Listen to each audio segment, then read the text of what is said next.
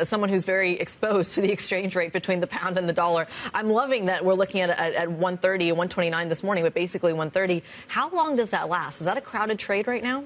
I think it's definitely become more crowded over the last month or so. I think the UK has somehow emerged into the stability story, right, compared to Europe and the US. You've got the volatility with the French elections in Europe, obviously. We've got the volatility with Trump and now Harris in the US.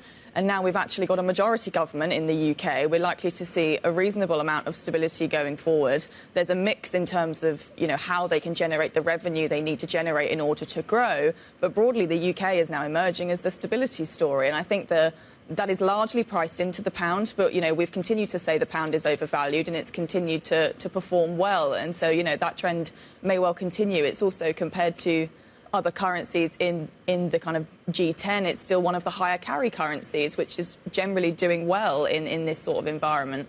It's interesting that so much of that, though, is hooked to that political certainty, right? Is the fact that we aren't expecting that sort of turnover in the UK. Does that change, though, as we start to get more insight on the budget story? We're hearing the commentary come out of the UK, especially as not just Rachel Reeves, but several others who are coming out and saying, well, actually, we've inherited more of a mess than we expected.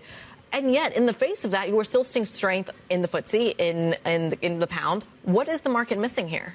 I think, if you look at what happened with Liz Truss, I think markets take some comfort that actually bond markets don't allow very reckless budgets, or, we will come out and say, actually, that's not acceptable to gilt markets. And even the Bank of England, to some degree, came out and obviously intervened once again and started bond buying. So I think markets take some comfort that, yes, they've inherited a high level of borrowing and they've inherited a large, they've already taken on a lot of taxes.